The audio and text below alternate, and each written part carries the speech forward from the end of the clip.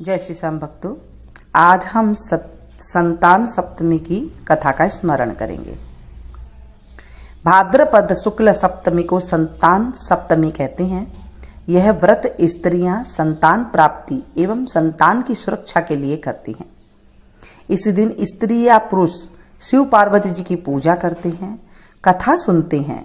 संतान सप्तमी का महिलाएं कड़ा या डोरा बनाकर पहनती हैं। संतान सप्तमी की कथा सुनने से बच्चों की रक्षा होती है, सुरक्षा होती है, इसलिए इस व्रत को करना चाहिए। एक दिन महाराज युधिष्ठिर ने भगवान श्री कृष्ण से कहा, हे प्रभु, कोई ऐसा उत्तम व्रत बतलाइए जिसके प्रभाव से मनुष्य के सारे सांसारिक क्लेश दूर होकर वे धनवान और पुत्रवान हो। यह सुन भगवान बोले, हे राजन, तुमने बड़ा उत्तम प्रश्न किया है। मैं तुमको एक पौराणिक कथा सुनाता हूं, ध्यान पूर्वक सुनो। एक समय लोमस ऋषि मथुरापुरी में वासुदेव देवकी के घर आए तो उनको उत्तम आसन पर बिठाकर उनका आदर सत्कार किया। तब मुनि ने प्रसन्न होकर उनके दुख का कारण पूछा। तब देवकी ने अपना दुख बताया तो लोमस ऋषि उनको कथा सुनाते हैं।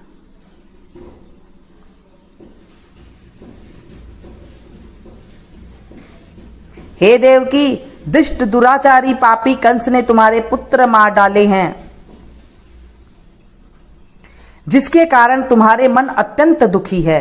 इसी प्रकार राजा नहुस की पत्नी को भी दुखी कर रहा है, किंतु उसमें संतान सप्तमी का व्रत किया, जिसके प्रताप से उसे संतान सुख प्राप्त हुआ। यह सुनकर देवकी ने मुनि से कहा, हे मुनिवर, कृपा कर इस व्रत को सविस्तार से मुझे भी बतलाइए, जिससे मैं ये व्रत कर सकूं। मैं भी इस दुख से छुटकारा पाऊं। लोमस ऋषि ने कहा कि हे देव की राजा नहुस अयोध्या के राजा थे। उनकी पत्नी चंद्रमुखी अत्यंत सुंदर स्त्री थी।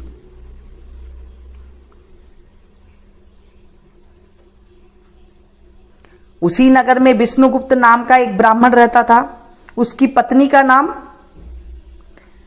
ब्रह्ममुखी था। रानी व ब्राह्मणी दोनों में अत्यंत प्रेम था। एक दिन वे दोनों सयूद नदी के किनारे एक मंडप में कुछ स्त्रियों को शिव पार्वती की मूर्ति स्थापित कर पूजा करते यह देखती हैं। रानी और ब्राह्मणी ने यह देखकर उन स्त्रियों से पूछा कि आप क्या कर रही हैं? बहनों, तुम किस देवता का पूजन व्रत आदि कर रही हो? यह सुनकर उन स्त्रियों ने कहा, हम संतान सप्तमी का व्रत चला रही हैं। यह सुनकर रानी व ब्राह्मणी ने भी व्रत के करने का मन ही मन संकल्प किया और घर वापस लौट आई। ब्राह्मणी भदमुखी तो इस व्रत को नियम पूर्वक करती रही, किंतु रानी चंद्रमुखी राजमत के कारण कभी कभी इस व्रत को करती, कभी नहीं भूल जाती थी। कुछ समय बाद ये दोनों मर गई। दूसरे जन्म में रानी ने बंदरिया और ब्राह्मणी ने मुर्गी की योनि पाई, परंतु ब्राह्मणी मुर्गी की योनि में भी कुछ नहीं भूली और भगवान शिव पार्वती का ध्यान करती रही। मन ही मन शिव पार्वती जी का ध्यान करने से उसकी बुद्धि और भी तेज हो गई। उधर बंदरिया की योनि में रानी सब कुछ भूल गई थी। कुछ समय बाद इन दोनों ने यह देह त्याग दी। तीसरा जन्म में दोनों ने मनुष्य के रूप में जन्म ले लिया। ब्राह्मणी ने तो एक ब्राह्मण के यहाँ कन्या के रूप में जन्म लिया और रानी फिर से एक राजा की रानी बन गई। उस ब्राह्मण कन्या का नाम भूषण देवी रखा गया तथा उसका विवाह अग्नि भोज नामक ब्राह्मण से कर दिया गया।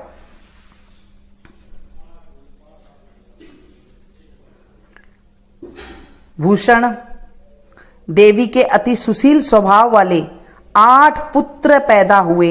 यह सब शिवजी के व्रत के फल था। दूसरी ओर शिवजी की पूजा से विमुख निसंतान रानी दुखी रहने लगी। रानी व ब्राह्मणी में जो प्रेम पूर्व जन्म में था वह अभी भी बना रहा। रानी जब वृद्धावस्था को प्राप्त होने लगी तब उसके गंगा, बहरा और बुद्धिहीन अल्पायु वाला एक पुत्र पैदा हुआ। वह 9 वर्ष की आयु में ही संसार को छोड़कर चला गया। अभी तो रानी पुत्र शोक में बहुत दुखी हो व्याकुल रहने लगी। न जाने मेरे कौन से बुरे कर्म हैं। देव योग से भूषण देवी ब्राह्मणी रानी के यहाँ सब पुत्रों को लेकर पहुंची। रानी ब्राह्मणी के इस वैभव एवं 8 पुत्रों को देख उससे मन ही मन ईर्षा करने लगी कि इसके 8 पुत्र हैं, मेरे एक भी पुत्र नहीं है। जो एक पुत्र था वो भी भगवान को प्यारा हो गया। उस ब्राह्मणी ने रानी का दुख दूर करने के लिए अपने 8 पुत्रों को रानी के पास छोड़ दिया। रानी ने पापवश उन ब्राह्मण पुत्रों को लड्डू में जहर मिलाकर सबको खिला दिया।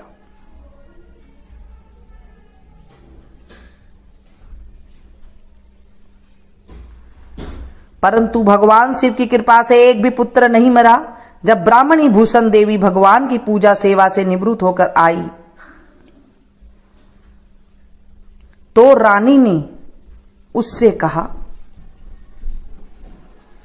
मैंने तेरे पुत्रों को मारने के लिए लड्डू में जहर मिलाकर खिला दिया था, परंतु इनमें से एक भी नहीं मरा। तूने ऐसा कौन सा व्रत और दान पुण्य किया है जिसके कारण तेरे एक भी पुत्र नहीं मरे और तू नित्य नए सुख भोग रही है? इसका भेद मुझे निष्कपट होकर कहा।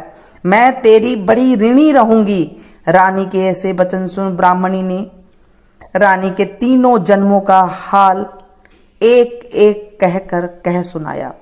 शिवव्रत और शिव कृपा के प्रभाव से भगवान स्मरण को इस जन्म में भी ना भूली और नियम पूर्वक करती रही हूं, और तुम अपने इस संकल्प को इस जन्म में भी भूल गई। मैं समझती हूं कि तुम्हारे ऊपर यह जो भारी संकट है उसका एकमात्र यही कारण है। इसलिए मैं कहती हूं कि आप अब भी संतान सप्तमी का व्रत भी करो, जिससे तुम्हारा यह संकट दूर हो जाएगा।